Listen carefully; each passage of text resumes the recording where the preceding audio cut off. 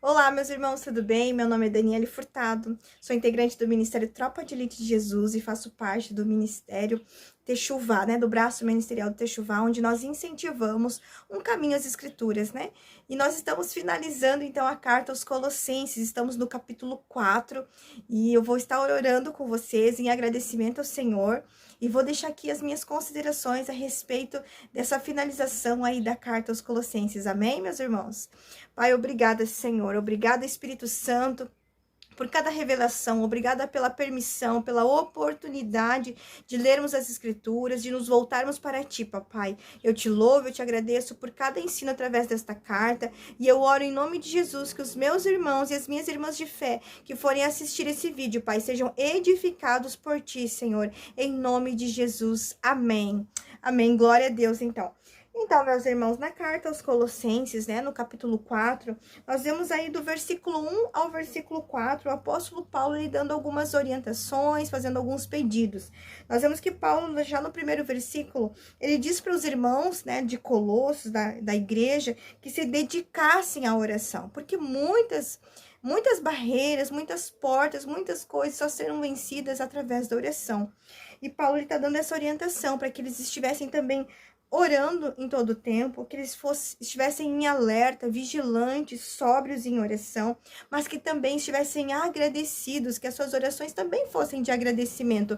Eu entendo que nós precisamos ter orações, termos um coração grato ao Senhor, e as nossas orações precisam ser também orações de gratidão, de agradecimento ao Senhor, Paulo também estava pedindo, nesses primeiros versículos, intercessão por ele e pelos irmãos que estavam acompanhando Paulo naquele momento, A fim de que o Senhor abrisse uma porta para eles, porque Paulo ele estava preso, mas ele desejava poder ministrar, proclamar a Cristo de uma forma mais aberta, de uma forma mais livre, Então, ele pedia também intercessão, oração para que o Senhor, para que Deus abrisse, então, uma porta para eles.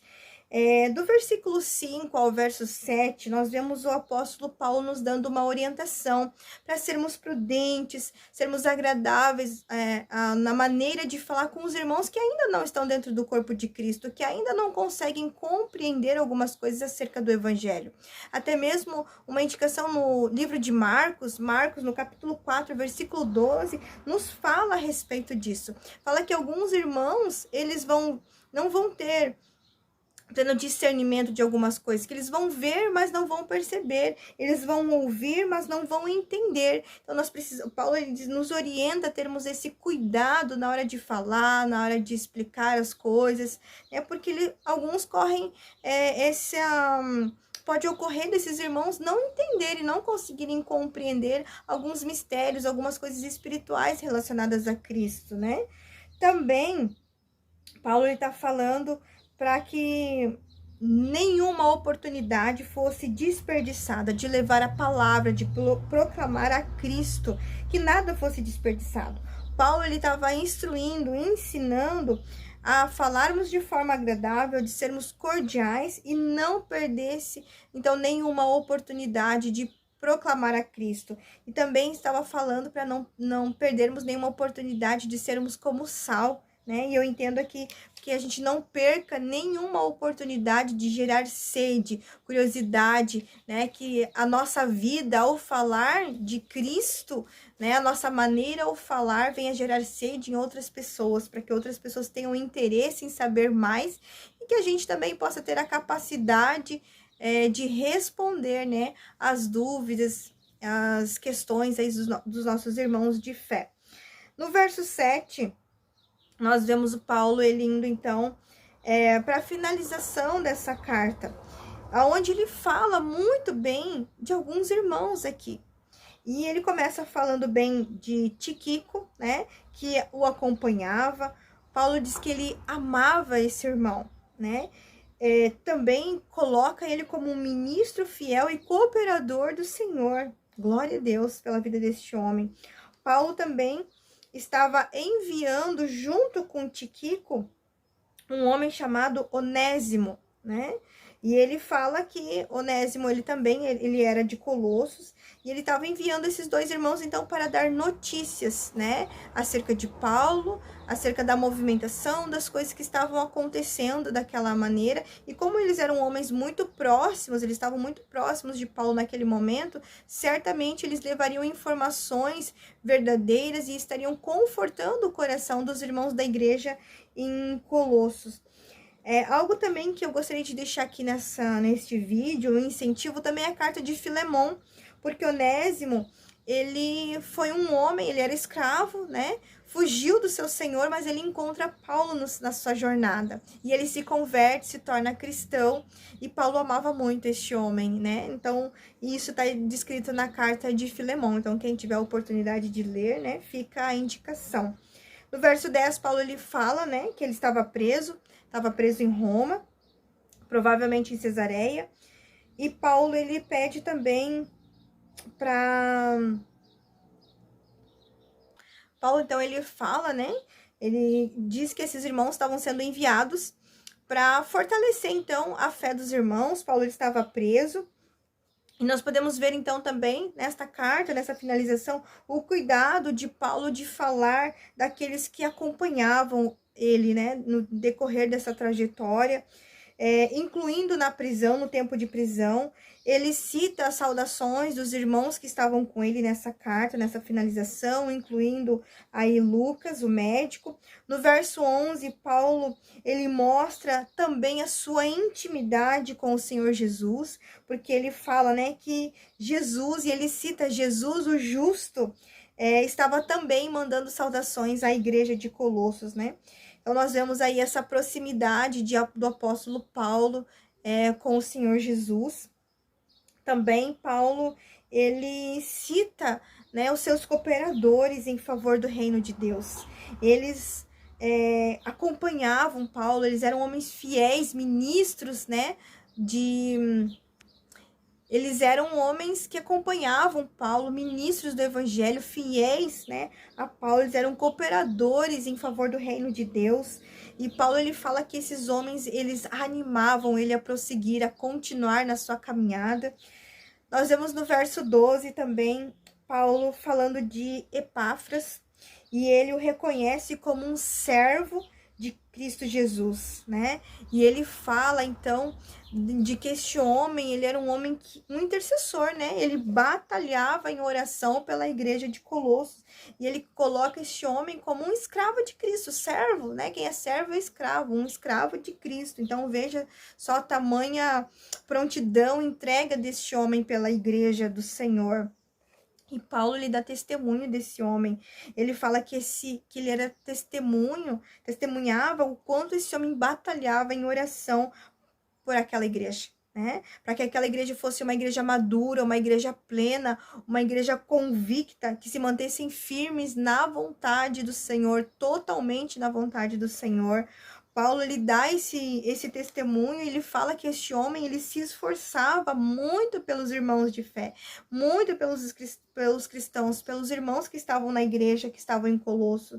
Então, veja só, né, o apóstolo lhe dando esse testemunho. Eu acho tão lindo, né, ver, assim, essa entrega desses homens, e o apóstolo Paulo, esse homem tão grande na fé, que nos ensina tanto através das escrituras sagradas, testemunhando, falando bem desses outros irmãos, né? Então, eu vejo o esforço realmente que esses homens deviam ter pela igreja em prol do reino do Senhor.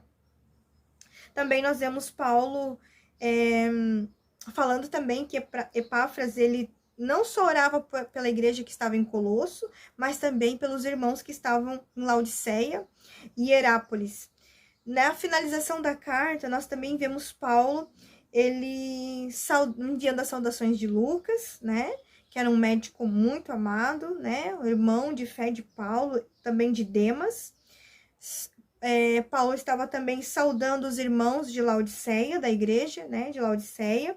E no verso 16, nós vemos o apóstolo Paulo, então, pedindo aos irmãos da igreja de Colossos que lessem aquela carta que foi enviada e também enviassem, de alguma maneira, que aquela carta também chegasse aos irmãos da igreja de Laodiceia, E também a carta que ele enviou para a igreja de Laodiceia, que também fosse lida pelos de Colosso. Então, que essas instruções pudessem serem trocadas, que eles pudessem ler, né, essas cartas. E no versículo 17, nós vemos o apóstolo Paulo, então, ele enviando uma orientação a Arquipo, onde ele diz assim: cuide em cumprir o ministério que você recebeu no Senhor. E aqui eu entendo que Paulo ele estava incentivando de alguma maneira esse irmão, né, para que ele não esmorecesse, para que ele continuasse, para que ele não parasse em meio às lutas, que ele suportasse os sofrimentos, né, que ele fizesse a sua boa obra de se manter evangelizando, cuidando da igreja, cuidando do ministério que ele tinha recebido, que esse irmão estivesse preparado para fazer toda a boa obra, né? Eu creio que Paulo está falando isso, porque Arquipo, nós vemos que ele era um homem da igreja e eles viviam muitas lutas, eles passavam muitas coisas. Então, eu creio que Paulo está dizendo, né, dizendo assim, ó, cuide, não desanime, não esmoreça, né? Continue, né? Fique firme no ministério que você recebeu, na vocação que você recebeu do Senhor. No versículo 18, Paulo, então, ele está enviando as últimas saudações, e eu vejo aqui que Paulo, ele sempre ditava, né? A maioria das suas cartas, todas ele ditava, mas as considerações finais, a saudação, ele fazia questão de assinar, né? E ele fala ali que ele fez questão de escrever aquela saudação, porque mesmo algemado, ele estava algemado, ele fala, né? Então, eu entendo que a assinatura de Paulo é o que garantia que a carta ela fosse ser autêntica, verdadeira, que os irmãos poderiam confiar que era ele mesmo que estava ali ditando, né, falando a respeito de todos aqueles assuntos, enviando aquelas saudações, aquelas orientações, amém? E glória a Deus pela vida do apóstolo Paulo, glória a Deus pela vida de cada homem, né, que foi um cooperador, um colaborador nesse grande ministério que chegou até nós, chegou até mim, chegou até vocês. Glória a Deus por isso. Meus irmãos, obrigada por assistirem o vídeo. Glória a Deus pela vida de cada um de vocês. E eu espero que de alguma maneira esse vídeo possa edificar vocês. Convido vocês a conhecer o nosso ministério. Quem quiser entrar, né, no grupo do Techuvá, nós temos um grupo exclusivo no WhatsApp, onde nós colocamos as nossas considerações, informações, versículos. Então, se você quiser nos acompanhar, saber um pouco mais da nossa movimentação, nós nos reunimos pela plataforma Zoom, de segunda a quinta-feira. Nós temos reuniões para homens, mulheres, crianças, né, para jovens. Temos salas de intercessão e oração diariamente.